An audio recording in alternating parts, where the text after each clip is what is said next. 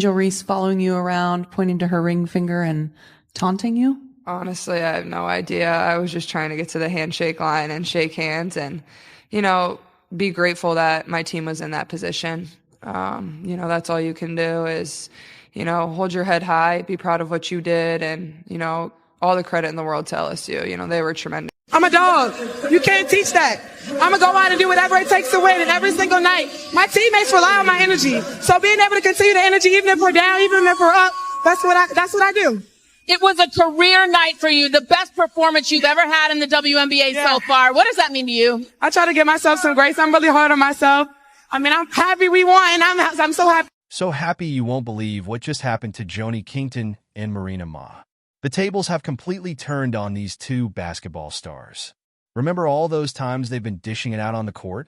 Well, it looks like someone finally served it right back to them. Ever heard of karma coming back full circle?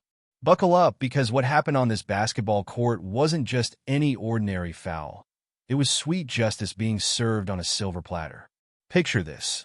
Caitlin Clark, the rookie everyone's been talking about, is barely 90 seconds into a playoff game between the Fever and Sunday. Out of nowhere, Dejanai Carrington's hand meets Clark's face in a moment that made everyone watching wince. We're talking about an eye poke that sent the basketball sensation straight to the floor.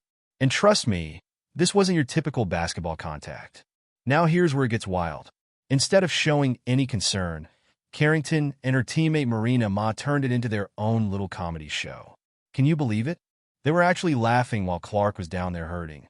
But wait, the story gets even better, or worse, depending on whose side you're on. Weeks later, Carrington decided to go on Instagram Live with her girlfriend, Nalissa Smith, and guess what she did? She actually reenacted the whole thing, making a joke out of it. Oh, I'm sorry you poked me in the eye? If you're a Caitlin Clark fan, this probably made your blood boil. It wasn't just about the eye poke anymore. It showed the whole thing was intentional. And just when you thought it couldn't get more dramatic, here comes Marina Mabrey in Game 2, delivering another blow to Clark's face during what was supposed to be a block attempt. The footage is shocking. Even the commentators couldn't hold back their disbelief. Basketball fans everywhere were losing it on social media, pointing out how this would have been an instant flagrant foul in the NBA. Here's where it gets good. Karma finally caught up. In Game 2 of the semifinal, Carrington was charging toward the basket, probably feeling pretty confident, until Kayla McBride stepped in. McBride delivered a hard foul on Carrington, sending her straight to the floor. Let's take a closer look at that moment. Carrington takes it all the way, boom. The arena went dead silent. You could have heard a pin drop as Carrington hit the floor. Remember that player who was laughing about poking Caitlin Clark in the eye? She wasn't laughing anymore. Talk about a taste of your own medicine. But hold on to your seats, because this story is just getting juicy.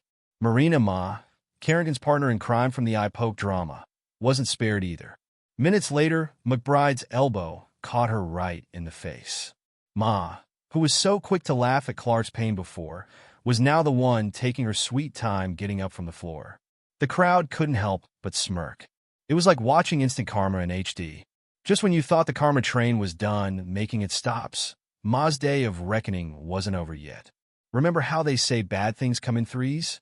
Well, Ma's about to find out the hard way. Enter Chinny Carter from the Chicago Sky. Let me tell you, she doesn't exactly play with kid gloves. When these two crossed paths, Carter didn't just bring the heat. She brought the whole kitchen. One swift move later, and guess who's getting familiar with the floor again? Yep, our friend Ma. Talk about a full circle moment. From laughing at others' pain to getting a triple dose of karma. Ma went down again, and this time, she wasn't bouncing back up so quickly. While Carter got hit with a flagrant foul, Clark fans everywhere were probably reaching for their popcorn. Sweet, sweet karma was serving up another helping. Remember how MA walked away scot-free after that cheap shot on Clark? Well, looks like the basketball universe has a long memory and perfect timing. You know what they say, payback doesn't have an expiration date. Here's the thing, folks. Basketball isn't just about making shots and winning games. Sometimes it's about those perfect moments when justice finally catches up. Sure, Caitlin Clark might have been done for the SE season, but her presence was still being felt across every court. And to think Carrington and MA probably thought they'd gotten away with their little stunts. Now, let me tell you another big piece of news. Caitlin Clark is going to play an unrivaled game. Guys, we might have had it all wrong about Caitlin Clark this whole time because she might actually be joining the news unrivaled. Hold up, the story just keeps getting crazier. I thought we were months away from even hearing about Unrivaled again, but in the last 48 hours, we've gotten so much news that I'm starting to wonder if C. Clark is actually going to play. Let's dive in because some big names are joining this new league, and it might just tip the scales.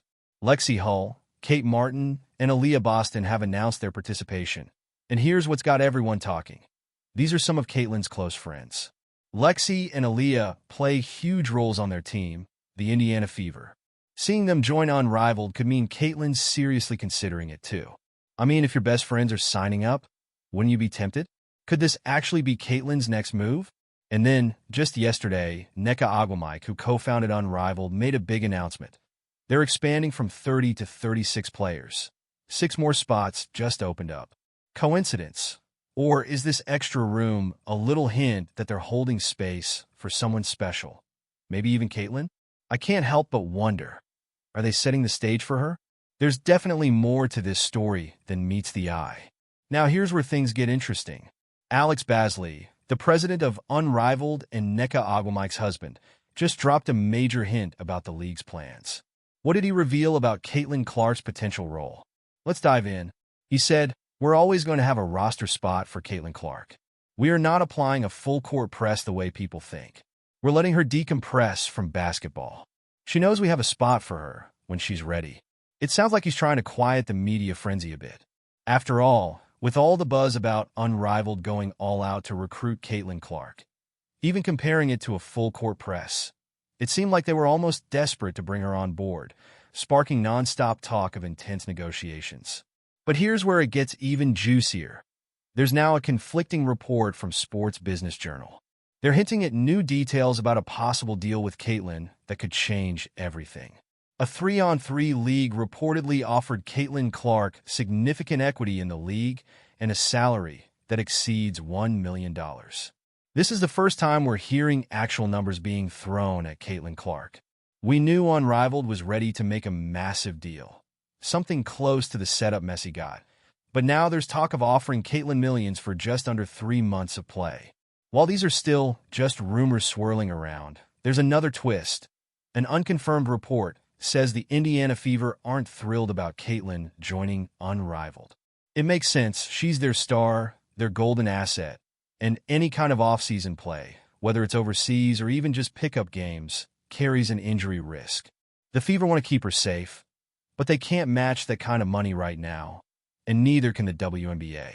So, while Unrivaled could give her a short-term payday that outshines the WNBA, the league knows Caitlin needs the WNBA as her long-term anchor. Still, the whispers continue. The Fever might actually prefer she doesn't join Unrivaled. Why? That's the big question. If Lexi, Caitlin, and Aaliyah play together, and maybe Kate, too, what if all these women are on the same team in Unrivaled during the off-season? Could this actually give Caitlin's team a hidden advantage? Imagine a few top players linking up in Unrivaled, playing together in a structured, more intense setting than any casual off-season pickup game. Could that extra chemistry carry over into their WNBA season, giving them an edge? And how will the 3-on-3, full-court style of Unrivaled translate back to regular play? All these questions make Caitlin's decision even riskier. It's a fresh league still finding its footing, with injury risks and unknowns all around. Yet, I can't help but feel Caitlin's leaning toward it. She's got that relentless drive, the Mamba mentality. Taking a full off-season away from the court? That just doesn't sound like Caitlin. She's joked about going pro in golf, but let's be real. Basketball is her world. Maybe this fierce competition is pulling her right into Unrivaled's orbit. Now, Lexi's playing one of her good friends. Aaliyah's playing another good friend. Kate's playing yet another close friend. Picture this. Caitlin linking up with friends in Miami, playing the game she loves, and making serious money. She said it. She's competitive by nature, so you know she's going to bring her game on that court. But here's the twist. Caitlin and Nneka Ogwumike, a co-founder of Unrivaled, actually share the same agent. Now, that connection could make things really interesting. Think about it. Having the same agent doesn't mean Caitlyn and Nneka will make the same decisions, but it definitely opens a direct line of communication.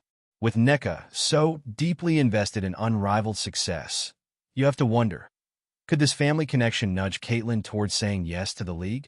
Would it make negotiations smoother, or maybe even sweeter financially?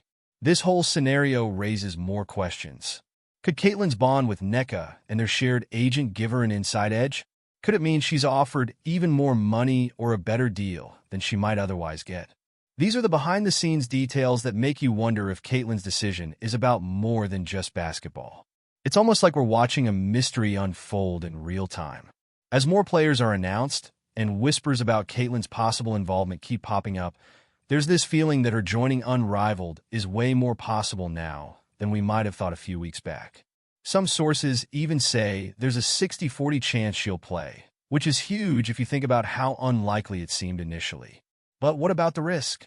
Caitlyn's a cornerstone for a WNBA team, the Indiana Fever, so committing to Unrivaled could be seen as a bold move. The Fever need her healthy, no question about it, and any offseason play comes with a risk of injury. On the other side, if Unrivaled offers her millions for just a few months, can anyone really blame her for considering it? This isn't just another pickup game. It's a high-stakes opportunity that might change the course of her career. So, what do you guys think? Are we going to see Caitlyn make her Unrivaled debut? Would you want to see her take on this challenge? Let me know in the comments. I'm really curious to hear where you stand on this because the stakes here are just getting higher by the day. If Caitlyn Clark does decide to join Unrivaled, it raises even more interesting possibilities.